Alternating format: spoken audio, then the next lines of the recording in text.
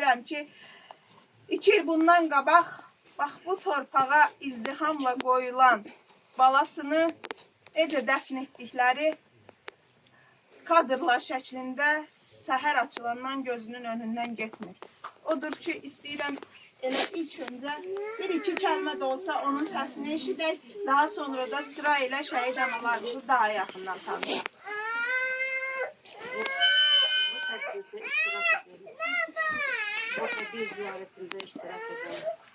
Bugün mənim babamı yad edən hər kəsə öz təşəkkürümü bildirirəm. Bütün şəhidlərimin məkanı cənnət olsun, ruhları şad olsun, məqamları ucadan da uca olsun. Bizim balalarımız vətən uğrunda, xalq uğrunda şəhid olun. Biz balalarımızı, bizim şəhid balalarımızı unutmayın, unutturmayın. Rübabə ana, anamıza yaxınlaş, şəhidimizin adını, soyadını dilə gətirməklə səni də eşidək. Qusa rayonunun Cibir kəndindən Kəlbiyev Muradın anasıyam. Ne diyebilirik ki? Biz deyirik ki şehitlerimizin ruhu şad olsun. Çünkü vətən uğrunda canından, kanından geçen, vətən üçün canları feda eleyen oğullardır. Allah rəhmət eləsin Ali. Allah rəhmət eləsin deyirəm. Allah ne diye analara səbir versin, can sağlığı versin. Gəlin şehitlerimizi unutmayaq. Heç vaxt unutmayaq. Nümunə alaq bu şəhidlərdən. Çünki vətən üçün layıqlı oğullar olublar. Heç kim unutmasınlar. Unutmayaq. Vətən sağ olsun deyirəm. Buyur anam. Ben de Verdiyev, Qusa rayonunun Cibir kendinden de Verdiyev Rafikin anasıyam. Bütün şehidlere Allah rahmet eylesin. Gazilere şafa versin. Ne diyeyim? Şəhid İlyas, Leytenant İlyas Neftariyevin anasıyam. Sarayının Bədirqala kəndindən. Oleg timsalında bütün şəhidlərimizə Allah rəhmət eləsin deyirəm.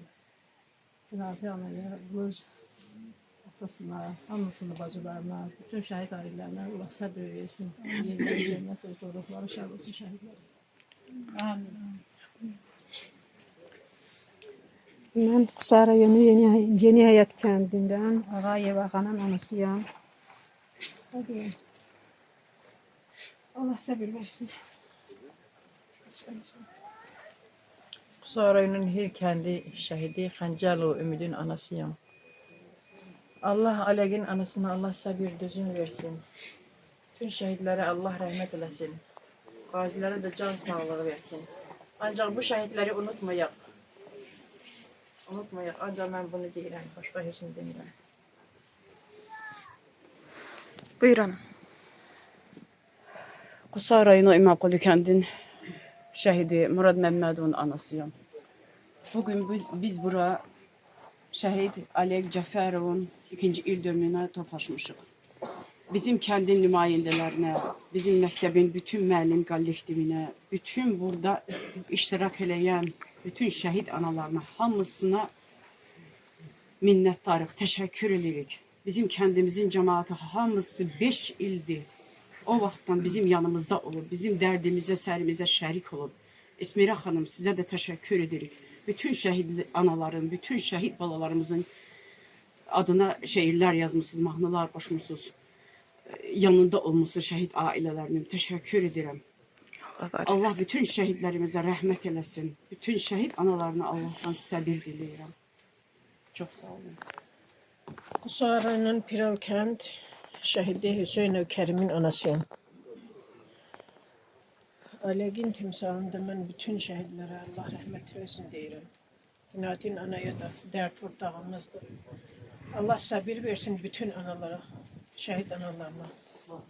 Dözüm versin analara. Başka hiç ne diyeyim.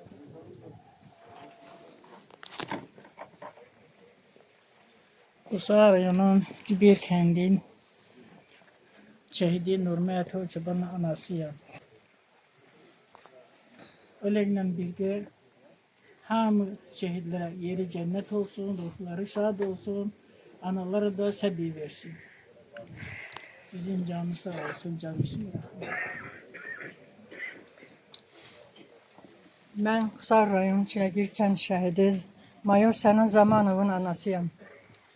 Allah cəmi şəhidlərimizə rəhmət eləsin. Yerləri uca olsun, məqamları uca olsun. Qənati əmə, Allah ürəyinə səbir versin. Biz həmişə yanınızda olacağıq. Buyur əfsanəm. Qusar rayonunun Gedicəxo kəndi Mədəliyev Niyazinin anasıyam. Allah cəmi şəhidlərimizə rəhmət etsin. Onlara, bacılara səbir versin.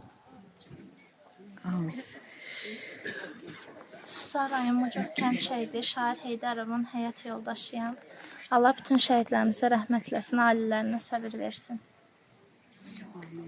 Amin.